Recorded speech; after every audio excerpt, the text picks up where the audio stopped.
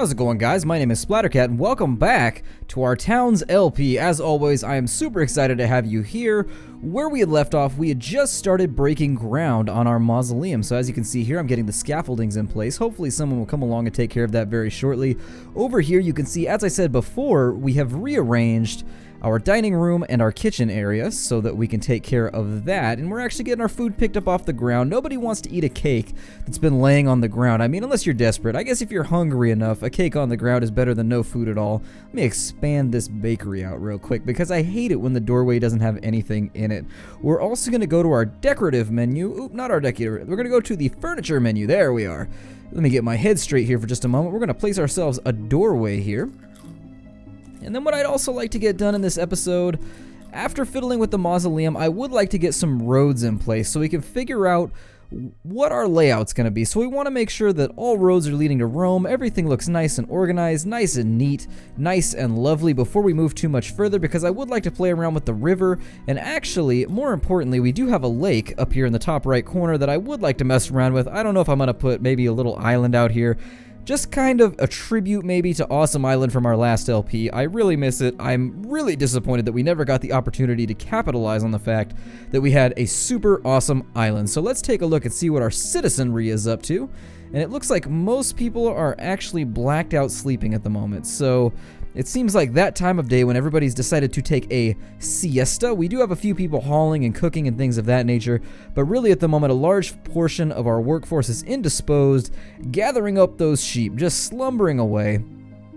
And so let's go down here and we'll take a look around and decide how we want this to be laid out. Now, I haven't really played around with this. I know I said I was going to before these episodes, but I haven't had the opportunity.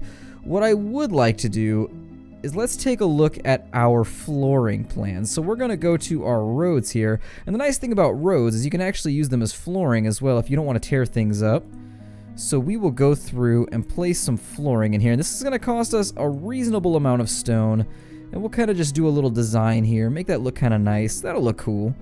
And then once we have that in place, we'll be able to actually segment it out. We don't have any orange color, but we can use these gold colored bricks to kind of tie everything together. And once we have that done, actually that's not going to look good. What am I doing? That's not going to look good. Hold on, let's take care of that. There we are. And let's put these white bricks back in place if I can get through that tongue twister. And once those are in place, we'll see what that yellow looks like right there, and we'll fool around with the idea of having it. And I would like these two roads to kind of converge and maybe do something like this. There we are. I think that'll probably look cool, and then we can fiddle around with other kind of designs in just a moment. We'll put some gold flooring in there. I don't really know how much of this area I want to leave grassy. We'll probably end up undoing a lot of it, and it looks like somebody came along and dropped our second scaffolding here, so let's put in our third one. And once we've got that all locked down, I am going to check my statuses up here just to make sure all of my event logs are empty, just to make sure we're basically uneventful, which is really what I was hoping for. And let's place ourselves some farming area down here, because I promised we were going to do that in the last episode. So we're going to go to our buildings menu, and then I think we're going to do, well, let's do pig farms. Let's do pig farms. Let's not concern ourselves with chickens for now. And that's going to give us the space for 2 pig farms if we wanted to keep everything organized. And I know that's offset right there. I do notice. And actually, we'll just kind of put 3 there because it doesn't really matter. And actually, that right there needs to be expanded out as well. So we'll expand that. There we are. So that's in place. Let's place our doors, because we're civilized folks here in Boo. We do worship the death god Amok, but here in Boo, we really do like to keep everything nice and tidy. You know, just throw people, all those nasty do-gooders who worship all those life gods and things of that nature. All those people who I would normally play in RPGs. This time I'm being a little different. I'm being a little out there this time, so I get the feeling this is probably going to look nice right here. I'm actually a little excited about this. I'm excited about the prospects of how this might look, and if it doesn't look good, we'll tear it all down and we'll start over. We will destroy you, stone flooring, if you do not look good. And so we'll kind of just keep an eye on it and see how it comes together. That being said, let's get some of our top floor gardening done here. So let's see how we can get this to look. I'm going to go to my outdoor decorations menu. And really, let's think about this for a moment. So I think a tree would be nice. quite possibly, well, we have a little gap right there. So maybe some trees like so along the sides. Let's make sure those line up. Get it looking nice and beautiful here. And I don't know about you guys, but I have been interesting. Back in the day, I was and I say that all the time, back in the day, but I feel like it's weird. It's a strange feeling. As you get older, you feel like, I don't know, you become more aware of how long you've been around. You honestly, you become more and more aware of just kind of the lengthiness of your stay on this earth. And I realize as a 26-year-old, that's kind of a strange thing to say, but back in the day, I used to play Rift. I was actually in a very high-level raiding guild in Rift, and it's one of the only MMOs I ever got into after World of Warcraft, and I was really excited about it. I had a lot of fun, and it looks like we've got a siege. I just saw everything pause. Hopefully it's not a major siege. Looks like we got a couple spiders that are going to kind of run in and generally disgrace themselves. Did you know those daddy longlegs spiders? That's what we call them in the US, daddy longlegs, but I don't know what they call them everywhere else. But they're those spiders with the little tiny bodies and the big old long legs. Somebody told me that those spiders are more venomous than like black widows and things of that nature, but their fangs, their little injector mandibles, are not long enough to pierce human skin. And that was just terrifying to me, given how many of those things that I have allowed to crawl on my fingers and stuff like that. I actually don't know if the yellow is going to look good right here. We may actually get rid of those. I'm not entirely sold on this whole prospect just yet, so I'm going to keep an eye on it. We'll see how it comes together. But realistically, and actually that's not even either, so let's cancel those out before we use up all our stone doing something that's going to look fuggles. And so, dwelling in nubity now, we're out of stone, but as I was saying, back in the day I used to play Rift before I go off on another tangent, before I finish a previous tangent, because you really should finish what you start in life.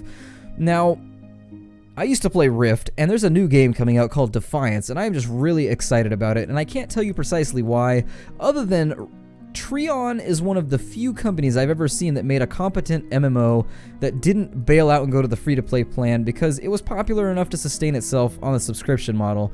And that looks weird right there. I just noticed that. I don't like that at all, so I may have to redo that. We'll see what happens. But anyways, I'm excited because Treon is one of those companies that I very much admire that hasn't had a whole lot of help and hasn't had a whole lot of opportunities making MMOs, but they made a very good MMO with Rift. I enjoyed it aside from the art style. The art style was the only thing I ever truly disagreed with Treon on when it came to the art style of Rift, but other than that, it was a great MMO, and I am excited about Defiance. So if you haven't checked out Defiance, it kind of looks like Tabula Rasa, which is another game that I was a huge fan of. I played Tabula Rasa for a very long time, and even though it ended up getting shut down, Richard Garriott decided to bail out on the project and go to space. I mean, you can't hate on somebody for concluding their dreams, but honestly, he probably should not have bailed out on that game, and I was really disappointed that he did, but Tabula Rasa was a game that I very much enjoyed. It was kind of an MMO FPS, or an MMO TPS, I guess would be a better way to put it, and Defiance seems to be going in that direction too, and I love online shooters. Like, massively online shooters like PlanetSide and things of that nature are a lot of fun, so I'm actually looking forward to seeing what happens with that project, and I get the feeling that project is probably going to deflate my pockets a little bit. I'm probably going to end up a little bit broker than I am now, just trying to buy into it. And let's get on the proper layer here and get back to building our little, well, I don't like that. Maybe like so. 2 in, quite possibly. There we are. Yeah, that'll look nice. That'll look good. And let's actually cancel off some of the middle stuff right there. And we're going to alternate the motif a little bit. So we've got those. And with the way that's shaped, I think this will probably look best right here for our rooftop garden. There we are. And maybe we already have statues in certain areas of our town. So I'm really not... Well, we won't use any statues. We'll leave that as is for now. We'll take a look at it once it's in place. Now, this is looking very blocky, and I'm actually not very excited about the way it looks. So let me see if I can get a little bit of a design going here. We'll kind of break these and get these out of the way before we run out of stone, which, by the way, we are getting quite low on stone, so I can already tell between this episode I'm going to end up doing all kinds of random mining, but it happens sometimes, so we'll put those right there, and we'll see how this comes out. I may have to fiddle around with this further. We'll figure it out as time goes along, but really, I don't want to spend too much time messing with the floor plan layout. I would like to get a certain modicum of things done. A certain iota, I guess, if you will, and that's unfortunate. She's starving and she's up on the roof, so let's take care of her for a moment. Make sure that we don't lose our citizenry to something stupid here. And maybe she'll climb down off that. There we go. Fantastic. Scaffoldings. What problem won't you solve? Dear, dear scaffoldings. And you know, those of you who are in college right now, how do you find, what are your majors? Like, what are the things you're working on? I love getting to know you guys. Like, what is your major if you're at school? Or, you know, if you're working, just going hard, getting work done. What do you do for a living? I mean, there are so many interesting jobs out there in the world, and I'm always fascinated by listening to how people handle their time. Like, I used to work in IT. I had a CompTIA, I had a A+, and a Network+, and I used to do real estate networking and things of that nature. Before that, I was a roofer, and before that, I worked at a video store. So those are kinds of, I have a lot of different things that I've done that I've enjoyed doing. And did we run out of stone here? We're almost out of stone, so let's ignore that for just a moment, and we'll kind of focus on what's going on up here. Hopefully that looks nice. I am really hoping that this layout here looks nice. Let's work on getting the top of this done. Since we're almost out of stone, we do want to keep ourselves occupado. We don't want to digress too much, and I don't even know what I'm clicking right here. I'm just clicking random stuff. We need to go to our walls menu. That's what I need to do. My finger was absolutely in discordance with my brain. It was not on the same wavelength. It is not even thinking at the moment. My finger, that is. My finger thinks for itself. I don't know if you guys know about that. That is a dysfunction of my general overall physiology. But what do you guys do for a living? So throw that down in the comments. This isn't really a question of the day. I am actually legitimately interested in hearing what you do, though. When I finish geology, I think I'd like to work in maybe mining acquisition. I love copper. I think I've mentioned this in previous videos, but the mineral/metal copper is just one of the most beautiful things on Earth to me. I consider all the things that it's done for human history, and I just look at it and I'm always in awe. It's such a beautiful mineral in the way that it forms beneath the earth, the way that you leach it out. And I mean, I understand the kind of connotations to leaching something out of the earth, but honestly, I just love the way that it forms, the way it looks in your hand. When you dissolve it out of the rest of the stone, it just looks amazing. It's just an incredible, incredible metal, and it's had such an amazing impact on human history that it's one of those things that I could hold a piece of copper and stare at it for a while. And speaking of which, do you know why metal smells like metal? It's actually kind of an interesting thing. I had this brought up in another kind of lecture series and things of that nature. It's because of the ketones and things in your skin. Metal actually doesn't inherently have a smell. It's because when your skin oil comes into contact with the metal, it makes it smell, that metallic-y smell. And they actually think, in an evolutionary standpoint, that that's a survival mechanism, which I thought was really cool. We've actually developed the ability to smell blood at a much lower parts per million ratio than we can smell other things. Like, you can smell kind of that metallic smell long before you'll smell other things. And I always thought that was interesting. They think it's kind of a survival mechanism from hunting, and also for survival. We can smell blood. So back in the day, when we were just kind of chilling, being cavemen with our atlatls, just kind of running around, throwing spears at things, fornicating, whatever the hell it was that cavemen do. I bet they had crazy cave sex, by the way, but anyways, caveman, having big eyebrows, having giant foreheads, messed up teeth, all those things we used to do before we moved on and started making all kinds of crazy tools and so forth. I'm willing to bet that it was during that period. I mean, they say that we used to hunt, and that's why we could smell blood. They say that our ancient ancestors could actually smell blood and actually follow prey by the smell of the blood in the air. And that's just amazing to me. I think back on just, you know, things of that nature, and that is just fascinating to me. And maybe that comes from my kind of paleontological background. I've studied paleontology pretty extensively, and I've always been a little jealous of anthropologists that they get to dig into all those little midden heaps and things like that and look at human history. I mean, I've looked at dinosaur bones, and generally, actually, most of what you look at when you go into kind of paleontology, and most people don't know this, but most geologists are trained paleontologists, or at least they have their feet wet in paleontology. I took a class, and most of what you look at is like brachiopods and, you know, different clams and mollusks and just general species that lived in the ocean, because surprisingly a large portion of all those things dwelled at the bottom of the ocean, and just like little neustonic and benthonic little critters. But anyways, just anything from ancient Earth history just is fascinating to me. When you think about just the breadth of time that has passed since the Earth formed from that nasty little ball of magmatic refuse that it started out as, just the full extent of things that have existed. It's just mind-blowing. It's just such a beautiful phenomenon to me. It's mind-blowing to me. But anyways, before I get too crazy, everybody's gonna be like, God, I feel like I'm in school right now. Shut the hell up, Splattercat. Even I get that way sometimes. Sometimes I wish I myself would shut the hell up. And you know, it happens sometimes. Sometimes you talk too much. I've developed a filter. Like I said, I have a filter. I don't even listen to myself anymore. It just kind of comes out.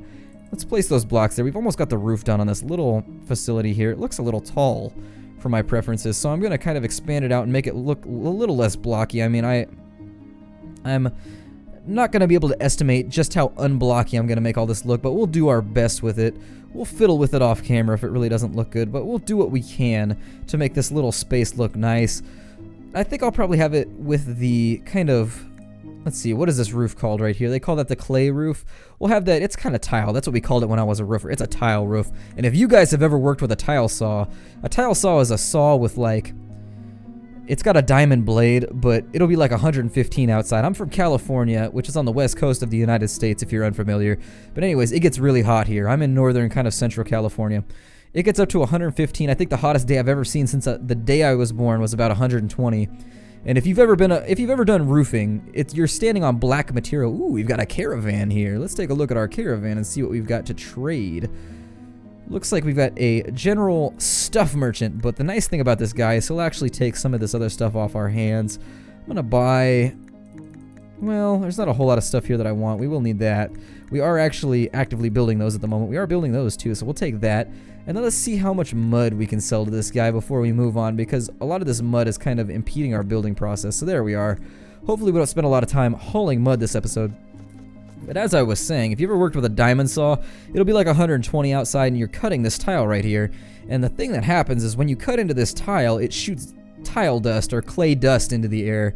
And woo, buddy, you will bake yourself, especially if you've got like a respirator on. Oh, good God. Good God, my friends. Good God, my friends. You will overheat very, very rapidly. I think between myself and my co-worker, which was my father at the time, he actually runs a construction business like that, and it was his roofing company that I worked for. Between me and the co-workers, we would drink several coolers worth of water in a single day. Like, you would just go through it.